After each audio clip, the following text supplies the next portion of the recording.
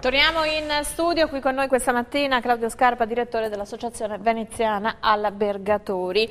Prima di andare in pubblicità, appunto, facevo un po' con lei l'analisi delle strutture a disposizione che ci sono a Venezia, questo nuovo albergo extra lusso che aprirà in Canal Grande, questa offerta varia, no? Da alberghi a 5 stelle a... Allora. Però ce ne sono tanti alberghi a 5 stelle, come si inserisce questo nuovo albergo a 5 stelle? Beh sì, ha una clientela sua particolare, loro sono una catena alberghiera asiatica, hanno un loro cliente, tipo di cliente che viaggia sempre nei loro hotel e quindi posto che vi è sicuramente uno sviluppo importante dal punto di vista dei flussi dei turisti asiatici a Venezia, è evidente che probabilmente loro intercettano questo tipo di clientela. La proprietà dell'edificio resta veneziana, se non sbaglio? La proprietà dell'edificio sì, mi pare che resti veneziana, non conosco le vicende societarie, conosco solo la parte No, era così per capire, sì, come anche la venezianità, no? Si sta evolvendo per certi aspetti. Ma Venezia da sempre è stato porto di mare, noi abbiamo accolto tutti,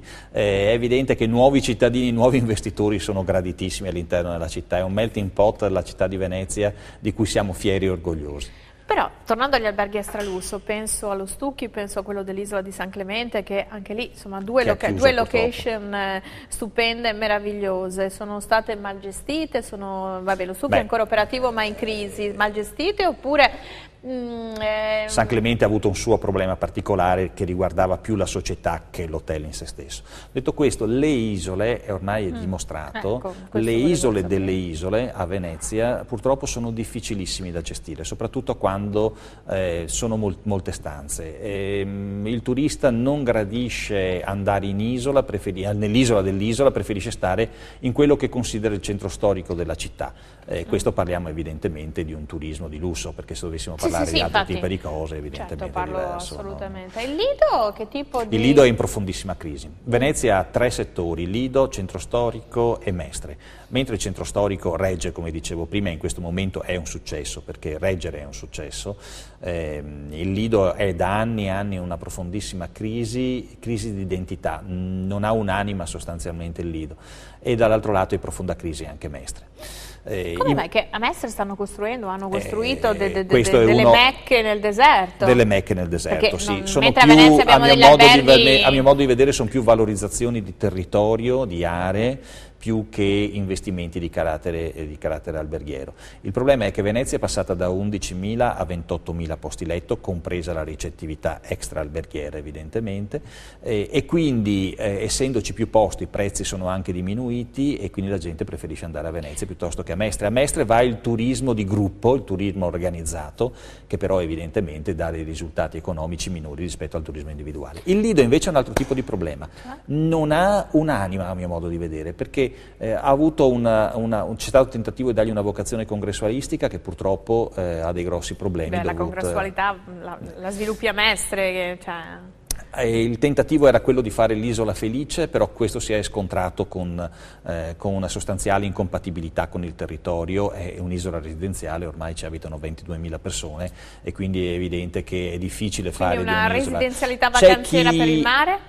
La spiaggia è pochissimo valutata, è pochissimo gestita, voglio dire, è più la spiaggia dei veneziani che una spiaggia per turisti. Per cui si tratterebbe probabilmente di dare un'anima. C'è stato questo investimento importante di una grande società, di un grande fondo come Est Capital, però mi pare che i rapporti con l'amministrazione comunale in questo momento non siano i migliori e che ci siano delle difficoltà. Certo, il rilancio dell'Excelsior, la ristrutturazione del The Ben che è diventato non solo albergo ma albergo e appartamento, residency, una valorizzazione della spiaggia. Faccio solo un esempio, il Lido è forse l'unica località marina che non ha un lungomare, c'è un muro che divide il lungomare dalla spiaggia, non so se ha notato, se lei percorre il Lido c'è una sorta di divisione tra il lungomare, tra la strada lungomare e il mare, è proprio quasi un rifiuto da parte dell'isola di riconoscersi come una località marina, mentre invece avrebbe delle grandi possibilità, soprattutto collegato magari alla termalistica, magari collegato al wellness,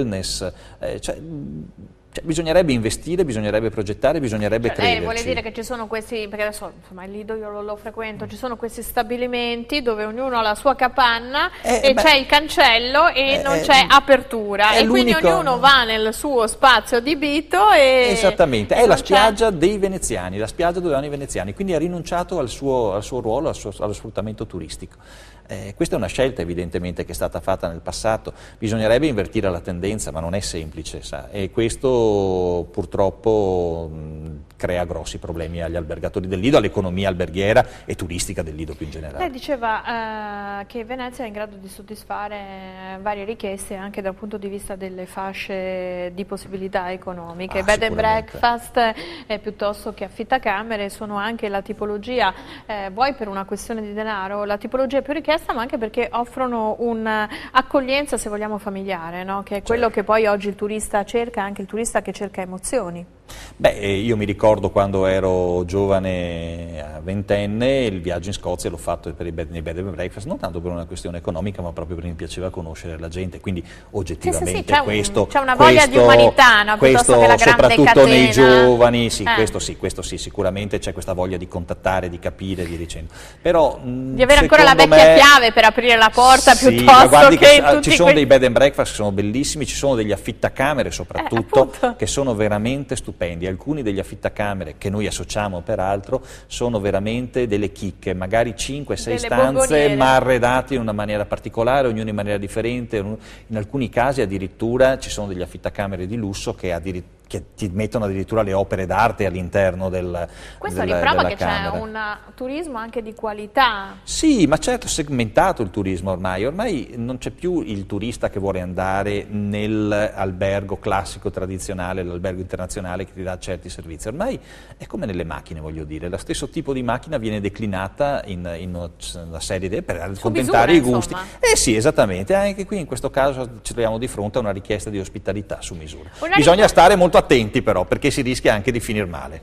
Lei, il suo riferimento, e non me ne sono dimenticata, non stavo facendo scorrere il tempo, ormai tutti quando dobbiamo organizzarci una vacanza, insomma chi è che va più in agenzia? Quasi nessuno, accende il web o prende lo smartphone, il proprio tablet e inizia a navigare alla ricerca di mete, eccetera. C'è anche un modo, no? Perché si dice che la migliore recensione è quella della gente comune, di chi è già stato in un posto piuttosto che un altro, e quindi spesso noi ci si affida ai giudizi e alle recensioni che troviamo nei siti più o meno qualificati e si rischia però di incappare anche in colossali errori. Certo. Non è un caso, c'è un sito molto quotato che per molti turisti viene preso un po' come la Bibbia, che vi aveva anche dato un premio a Venezia, sì, e voi l'avete rifiutato. Un sito di questo genere aveva dato un premio alla nostra città e noi l'abbiamo assolutamente rifiutato. Possiamo fare anche il nome, visto che l'avete rifiutato? Sui giornali TripAdvisor aveva nominato Venezia sesta città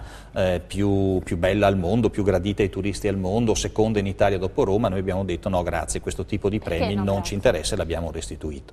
Non ci interessa per un semplice motivo, perché nel momento in cui un sito pubblica delle recensioni anonime, senza alcuna possibilità di riscontro, fa un servizio secondo me sbagliato alla città, nel senso che poi alla fin fine si innestano meccanismi per cui la recensione, se non è verificata, può essere fasulla, può essere addirittura un nostro albergatore che critica il proprio concorrente, quello che sta di fronte. Può succedere, anche noi abbiamo le nostre mele marce evidentemente. Poi, siccome li conosco tutti i miei hotel, andando a leggere le recensioni, a volte vedo che magari si tratta di recensioni anche corrette perché hanno proprio individuato magari quel tipo di mancanza, però a volte si tratta solo di recensioni su questioni di carattere gestionale. Il personale non sorride, voglio dire, cosa significa non sorride? È una questione soggettiva, a te pare che non sorrida, è stato solo cortese e professionale. Altre volte mi giungono dalle portinerie invece notizie molto più preoccupanti, dove il cliente addirittura minaccia l'albergatore, in caso non faccia lo sconto, di mettere recensioni negative. Oppure dall'altro lato, questo è un ricatto, succede spesso in portineria, e dall'altro lato succede anche di albergatori, ristoratori e via dicendo, che che incitano i clienti a fare recensioni positive e dove poi ci sono anche email che sono giunte ai nostri albergatori in cui si offrono dei servizi in cui ci si offre a pagamento naturalmente, di dare recensioni positive. Tutto questo però entra nell'ambito di una truffa. Allora io dico, come ci si può tutelare? Innanzitutto ci sono dei siti certificati dove poter trovare anche delle considerazioni? Molti siti, adesso non faccio qui i nomi perché sono parecchi, ad esempio ne faccio uno, un sito di prenotazione alberghiera come Booking, ma lo stesso nostro sito adesso implementerà lo stesso servizio, ha un sistema di riconoscimento del cliente, per cui sostanzialmente a un determinato numero di prenotazione corrisponde quindi anche la c'è un modo per critica. verificare? C'è un modo per verificare che perlomeno la persona ci abbia dormito dentro. Dall'altro lato invece il problema più grave è quello dell'internauta, perché poi alla fin fine la cosa più grave è che il turista non sia soddisfatto. Per cui l'appello che lancio a chi volesse prenotare via internet, e invito anche a prenotare via internet evidentemente, compreso il nostro sito dell'Associazione Veneziana Albergatori, vi incito, state attenti, prudenti, non prenotate fidandovi di un sito, andate a vedere più siti cosa dicono evidentemente, perché fidarsi solo di un sito significa poi alla fin fine rischiare di rovinarsi la vacanza, perché magari quelle 10 recensioni positive le ha messe l'albergatore stesso, ecco, voglio dire, per cui non fidiamoci. La rete, come adesso il nostro presidente Napolitano, è uno strumento di democrazia, ma non è la Bibbia. Assolutamente, come tutte le cose vanno sempre visitate e approcciate con buon senso e capacità di discernimento. Ringrazio Claudio Scarpa, direttore dell'Associazione Veneziana Albergatori. Subito dopo la pubblicità, un altro ospite e un altro argomento. A tra pochissimo, grazie.